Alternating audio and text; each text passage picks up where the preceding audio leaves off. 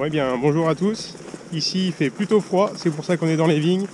On protège les vignes contre le gel grâce à un système d'aspersion en CUMA avec plusieurs collègues de Saint-Nicolas-de-Bourgueil. Il est 4h30 du matin, on a mis en route il y a à peu près une demi-heure. Les éoliennes tournent aussi à l'autre bout du village. Et grâce à la coopération entre tous les viticulteurs, on essaye de lutter contre le gel. Vous voyez derrière moi qu'il y a de l'aspersion pour protéger contre le gel. Donc c'est un outil collectif qui est mis en place avec plusieurs autres viticulteurs de Saint-Nicolas-de-Bourgueil qu'on remercie. Parce que sans le collectif ici on ne pourrait pas faire grand chose. Donc cette nuit il est encore très froid, donc vers 5h du matin on s'est décidé à mettre en route l'aspersion pour protéger les vignes contre le gel. Donc l'idée c'est d'asperger de l'eau avec ce genre de diffuseur qu'on voit juste ici, pour ensuite faire des petits igloos de glace autour des bourgeons pour les protéger. Vous voyez que ça commence tout doucement à prendre en glace juste ici, donc on est vraiment à la limite. Mais sur les bourgeons, pour l'instant, ça n'a pas l'air de faire d'igloo. Donc on est peut-être vraiment juste à la limite, on a bien fait de mettre en route quand même. Mon frère Vincent est parti à Benay, où il y a une petite éolienne, une petite tour avant, qui permet de brasser l'air chaud qui se retrouve un petit peu plus en altitude. Et il y a aussi une nouvelle CUMA qui s'est installée avec beaucoup de viticulteurs de Saint-Nicolas-de-Bourgueil, avec des tours avant. Depuis 2016, on a gelé quasiment 3 années sur 4, à part 2018, dans des proportions diverses. Donc maintenant, la lutte anti-gel est devenue quand même quelque chose de très important dans nos vignobles. Changement climatique oblige, les températures de février et mars sont plus élevées. Donc les bourgeons démarrent un peu plus tôt que d'habitude. Et forcément, en avril ou en mai, ça peut arriver qu'ils gèlent. Donc on se retrouve des fois avec des bourgeons qui grillent. Donc là, l'idée, c'est de protéger tout ça. Et je ne sais pas si vous voyez derrière moi, il y a quand même pas mal d'hectares ici à Saint-Nicolas-de-Bourgueil, au lieu-dit de la taille, qui sont protégés grâce à l'aspersion. Donc sur ce coin-là, on a 3 lignes à surveiller, en commun avec les voisins des parcelles d'à côté, et un voisin qui a un bout de parcelle inclus dans la nôtre. Donc on a une ligne en commun qu'on doit surveiller aussi. Tout à l'heure, il y avait un canon qui était bouché. Donc Vincent l'a remplacé. Quand c'est comme ça, même si c'est le canon d'un voisin, on a tous des canons de rechange dans les voitures.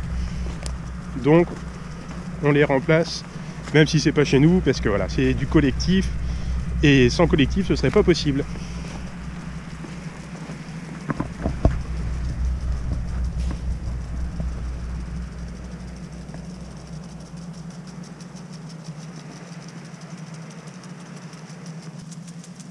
Je vois le kangou de mon père qui arrive.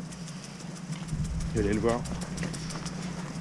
Lui, il était parti à Benay surveiller une petite tour avant et allumer des petits feux de cèpe ou de pieux pour réchauffer un peu l'atmosphère autour de l'éolienne.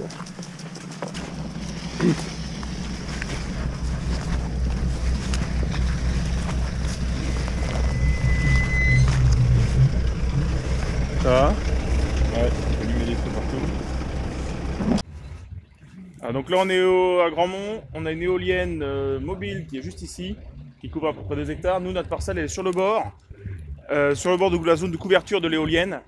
Donc je sais pas si ça fait effet ou pas, sincèrement, mais je me dis qu'on peut essayer. Donc j'ai mis en route des tas de cèpes, histoire d'apporter un peu de chaleur, et que l'éolienne tout autour brasse la chaleur de ces tas de cèpes en bordure de notre parcelle. Et on voit l'éolienne mobile, elle est juste ici.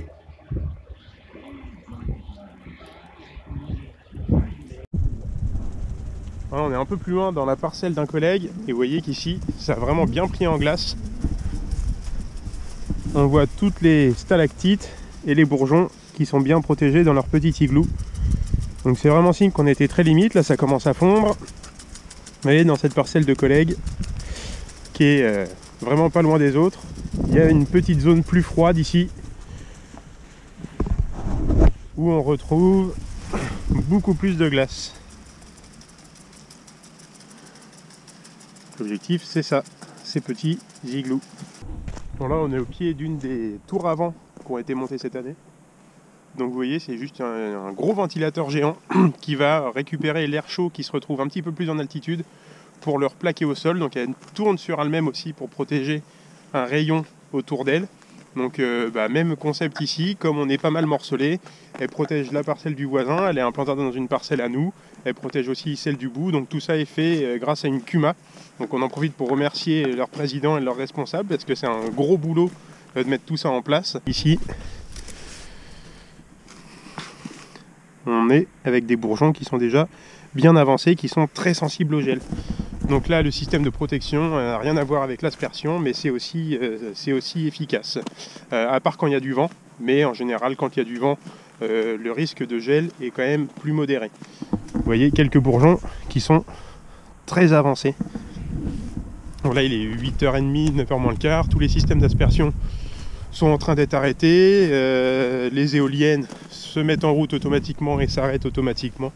Avec des sondes qui sont sur chaque éolienne, chaque tour avant, on ne devrait pas dire éolienne. Et voilà, donc une nuit de plus de fête. Demain 3 avril, normalement pas trop de risques de geler, tout le monde va surveiller les modèles météo. Il y a un groupe WhatsApp avec pas mal de viticulteurs en commun pour les tours avant, où on va s'échanger les infos, mais normalement on espère que ce sera bon pour demain. Et puis après, ça peut durer comme ça jusqu'à début mai, où en 2019, on avait gelé le 6 mai au matin. Donc encore quelques nuits à surveiller pour protéger ces petits bourgeons. Merci à tous d'avoir regardé la vidéo et sûrement à bientôt. Le secteur agricole, le secteur viticole qui s'interroge énormément en ce moment. On va accueillir un viticulteur en Indre-et-Loire. Oui, c'est Vincent qui nous a appelé. Bonjour Vincent. Bonjour. Bonjour Vincent, merci pour votre appel au 3210. Racontez-nous votre situation, vous. Alors notre situation, elle est doublement compliquée en ce moment par le confinement, par la fermeture des restaurants, par la fermeture des cavistes. Et en plus, la météo s'y met avec les risques de gel en ce moment. Donc là, je suis en plein milieu des vignes sur le Bourgueillois, en train de lutter contre les gels avec tous mes collègues. Comment vous luttez contre le gel, tiens, concrètement, dites-nous. Donc là, concrètement, on a plusieurs moyens en fait qui sont en place. Les premiers, ce sont des éoliennes, alors pas des éoliennes pour produire l'électricité, mais des grosses éoliennes qui vont brasser de l'air et abaisser la couche d'air chaud qui est à 8-10 mètres d'eau pour l'abaisser au ras du sol.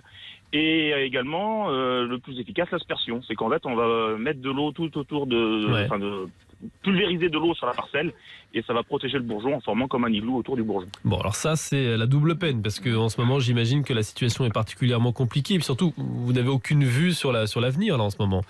Voilà.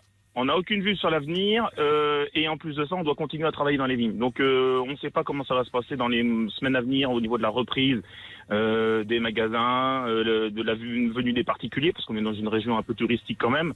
Donc est-ce que les gens vont revisiter les châteaux de la Loire dans les semaines à venir ou quand les portes vont se libérer? Ça, on ne sait pas. Et en plus, au jour le jour, il faut quand même continuer à travailler dans les vignes et en respectant quand même tous ces gestes barrières et en se protégeant le plus possible. Mais parce que vous, personnellement, votre vin, vous le vendez à qui en particulier? C'est varié, il y a à la fois des restaurants, à la fois la grande distribution, à la fois les cavistes, ou vous avez un secteur qui vous permet d'habitude de découler la production?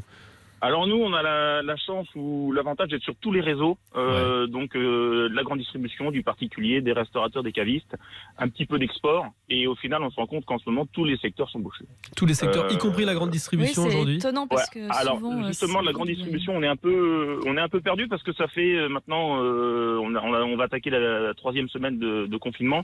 On n'a pas encore de retour sur les sorties de vin. Je pense que malheureusement ou heureusement d'ailleurs, ça fait pas partie des biens de première nécessité. Donc la première semaine, les gens se sont pas forcément jetés sur le vin autant que sur les pâtes ou sur le riz ou papier toilette. Et vont peut-être reprendre un rythme normal dans les jours à venir, mais pour l'instant, on n'a pas de retour là-dessus. Ouais. Est-ce que ce vin que vous stockez pour l'instant, vous vous dites on va le perdre, on va jamais réussir à le vendre, ou vous vous dites bon finalement c'est parti remise et on arrivera à le vendre dans les mois qui viennent? Alors, on n'est pas sur une denrée périssable. Le vin peut se bonifier avec le temps. Bien sûr. On a espoir que dans les mois à venir, ça se reprenne. Ce qui va être plus problématique, c'est par rapport aux clients qui sont en situation compliquée, notamment les restaurateurs, puisque on sait qu'il y a déjà des restaurants qui ne sont pas sûrs d'ouvrir pour la prochaine saison. Oui, donc, il va falloir peut-être reconstruire un réseau. Merci Vincent pour votre témoignage, c'est très concret sur les difficultés, les interrogations du secteur viticole, du secteur agricole. Merci beaucoup pour votre appel. Cette émission, vous l'avez compris, elle se déroule avec vous, vos appels au 3210, vos messages sur la page Facebook RTL Petit Matin.